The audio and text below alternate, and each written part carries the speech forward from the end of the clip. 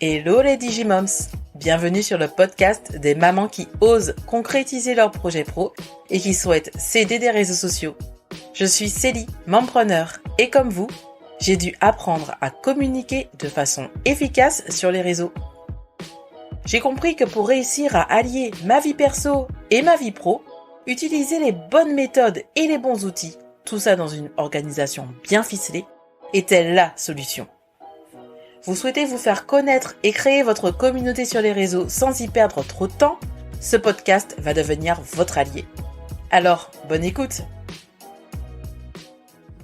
Dans cet épisode, je vais vous parler de mes outils préférés pour créer du contenu. Beaucoup de mompreneurs disent manquer de temps pour créer du contenu sur les réseaux.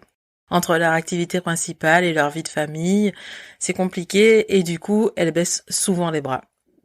Si vous en faites partie, j'espère que cet épisode vous aidera à sortir la tête de l'eau.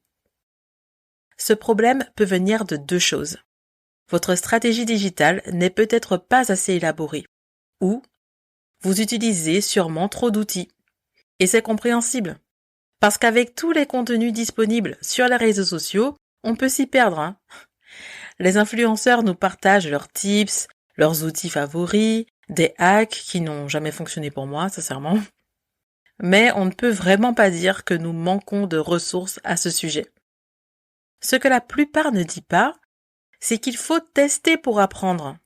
Ce n'est pas parce qu'on va vous conseiller l'outil Notion, par exemple, que j'aime beaucoup d'ailleurs, qu'il va vous correspondre à vous. Alors, je ne vais pas vous parler stratégie, car sinon cet épisode durera 5 heures, voire plus. Mais j'aimerais vous expliquer comment j'utilise mon outil préféré pour mettre en œuvre ma stratégie. Et cet outil, c'est Canva. Que l'on ait une fibre créative ou pas, Canva facilite franchement la création de contenu. Et pas seulement dans la création de visuels.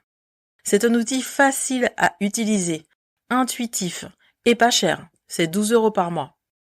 J'utilise la version payante depuis presque 2 ans parce que même si je sais utiliser Photoshop et Premiere Pro, pour aller droit au but et aller plus vite, j'utilise Canva.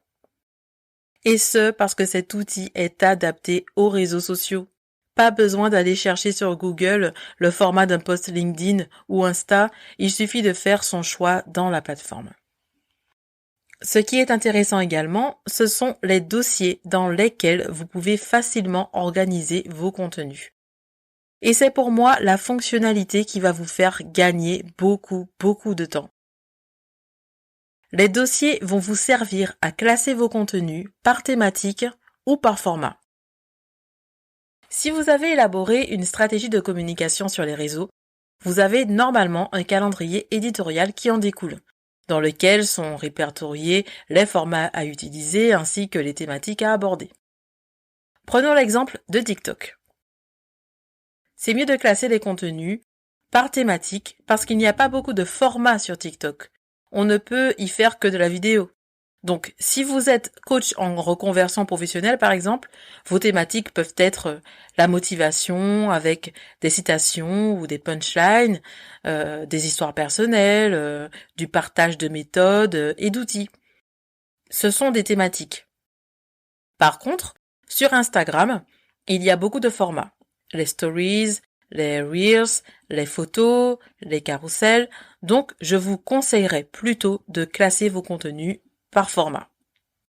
Une fois que vous avez choisi un mode de classement, il va falloir créer des templates dans chaque dossier. Continuons avec Instagram. Dans votre dossier carrousel, créez un design au format carrousel. Dans Canva, ça se nomme Publication Instagram Carrousel. Et ensuite, vous pouvez soit choisir un modèle personnalisable, ou vous pouvez aussi créer votre design de A à Z. Quel que soit votre choix, votre design devra respecter votre charte graphique et éditoriale.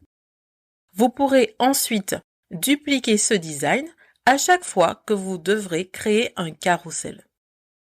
Comme ça, plus besoin de se préoccuper de la forme, vous pourrez alors vous concentrer sur le fond. Et histoire de faire le lien avec votre calendrier édito, je vous conseille de renommer votre design avec la date de publication et la thématique du post. Et vous pourrez faire ça pour tous vos formats, selon vos objectifs bien sûr.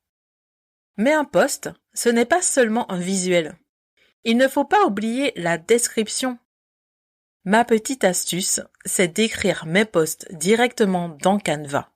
En bas à gauche de votre design, il y a le bouton Notes. J'ai découvert cette fonctionnalité lorsque je préparais mes pitchs pendant ma formation de Community Manager.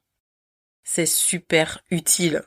En plus, le compteur de caractères pourra vous aider à ne pas dépasser les limites imposées par les plateformes.